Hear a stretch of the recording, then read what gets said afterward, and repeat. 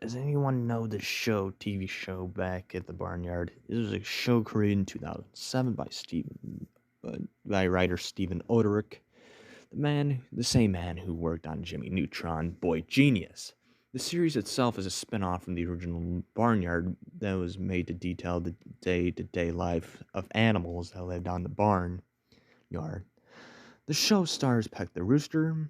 The show stars 7 main characters: Otis the Bull, Abby the Cow, Pig, Freddy the Ferret, Peck the Rooster, Bessie the Cow, Duke the Dog, and Pip the Mouse. These characters would pretty much go on random silly adventures, often knowing their next door neighbor missed a beating or getting tormented by a child named Eugene, aka Snotty Boy. To further explain each character, I will help you to get a better understanding of what I saw. In 2011, Stephen Oderick had plans to make a 2-hour long season-long finale of the show back at the Barnyard would be the first episode of Season 3, right after Season 2 episode Aliens, and would be the first startup for the Season 3 plot. Unfortunately, Nickelodeon canceled the show before the episode even could be animated or cast for that matter. This, of course, was a huge disappointment for Mr. Oderick, as he relatively had a new concept for the show. The show episode was going to show it. Steve Oderick had an idea to make the show more like the movie, darker themes, an actual plot, controversial topic, and character development in the show. Oderick himself was originally going to bring back a few of the characters from the original movie in the series, either the side or main characters. He also spent much time and energy to get the writers with the show the way he wanted to make for Season 3 premiere. This episode he worked on was called Operation Barnyard. Sadly, it only got as far as to the script. Before the show eventually canceled, years passed and the script for the show was ultimately forgotten by Mr. Oderick for the production of Planet Sheen, and given to few interns a property of Disposa. I managed to come across the script. No, I wasn't an intern at Nickelodeon, or I didn't have any connections to Nickelodeon in general.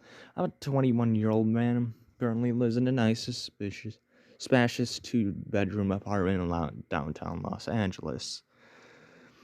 I worked in construction 48 hours a week, and I often have to pass by the main studios to get my job at the paper mill. With that being said, I had always wanted to snoop around a studio like that. However, I knew that doing something like that would not only put my job in jeopardy, but it would also cost me my clean police record. Now, as I was driving home from work, I stopped by a large garbage truck making its way out of the parking lot at Nickelodeon Studios. Not only was it doing that, but it was also carrying a large 2-ton dumpster in its claw now. I had been a bit too close to the truck, but what happened to me really pissed me off. As the garbage truck lifted the dumpster into the air to dump its contents into the back of the vehicle, one of the claws slipped and the dumpster tipped lightly, covering my car with garbage. "You got to be kidding me," were the words I yelled out as the boxes and papers and small wrapped trash bags were poured into my car like ice cream in a fat kid's mouth. Season 3, Episode 1, Operation Barnyard. This was certainly an interesting piece. I myself used to watch the show a lot as a kid, so finding it was honestly a blessing to me. I was a bit curious to know how or why that matters someone would take the time to throw away a perfectly good script. I decided to take some time to actually read and memorize this piece of word. However, due to some time constraints and to keep this story short, I'll describe it as if I was actually watching the episode of itself on the TV. The episode began with the usual intro and the theme music, but the animals were all locking themselves in their barn Some random pieces of word displayed in the names of the animators, writers, and the creator himself, Steve Oderick. In about 2 seconds, the title card was showed up. The background of the title card was a darkened laboratory interior with Mrs. Beatty with all black gear, with a cord holding her up, and a few weapons on a black belt. A baseball bat, smoke bombs, and earwax gun with both tubes lodged in Mrs. Beatty's ears.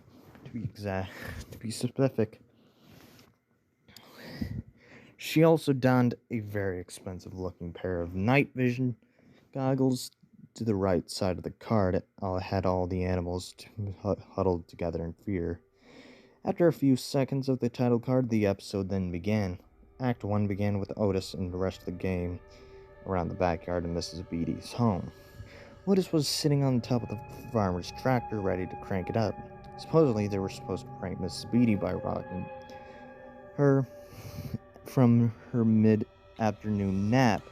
Not really a creative prank, but I guess it was okay. Otis then started a countdown from 5, with the others joining in after 5. After the countdown, Otis cranked up the tractor and hit the horn button, which it had for some reason hard. The sound of a blaring horn then had the camera cut inside of Mrs. Beatty's room, where she screamed at the sudden loud noise and jumped out of her bed in fright. The camera then cut back to all the animals laughing hysterically at their little joke. Their laughing abruptly cut short by Mrs. Beatty literally bursting open the back door with her foot. All the animals then turned their heads to see a rather horrific sight. Mrs. Beatty stepped closer towards the animals. Her body was covered in a large bathrobe. Her face was covered in a green face mask. Her hair was moving in a different direction like Medusa on speed, and her eyes were literally fire jutting out of them in fury. Hey, Beatty, why not go make yourself some scary... Why not go and make yourself not look like a scary underwater demon? Otis said it in a weirded out voice. Mrs. Beatty did nothing about it for 2 seconds, screaming and lunging at herself at all the animals in a mixture of rage and insanity. Guys, get on the tractor now! Otis said as the others hopped on the tractor and drove off. This didn't stop Mrs. Beatty. However, as she jumped a long distance from her yard and all the way on the tractor. As she jumped on, Mrs. Beatty started attacking Otis with her bare hands, causing him to not able to look at the road. While all the while, the other animals tried desperately to get the psychotic woman off him.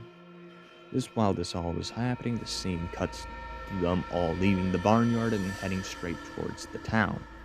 While driving past the onlooking pedestrians, whose mouths were agape at what they were seeing, the tractor finally came to a stop after crashing into some random pickle cart, causing everyone on it to fly off the tractor into the road. Finally, Mrs. Beatty was then ready to take off of Otis by adding, "Okay, am I okay?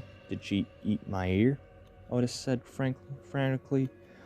Abby then checked Otis out and reassured him that he was fine. Otis gave him the sigh of relief before laughing. This cut short after what he saw that everyone was looking at them. "Milk me!" Otis said fearfully. Mrs. Beatty then calmed herself down, only to see everyone staring at it, including the mayor himself. She then smiled widely as the truth finally came to light.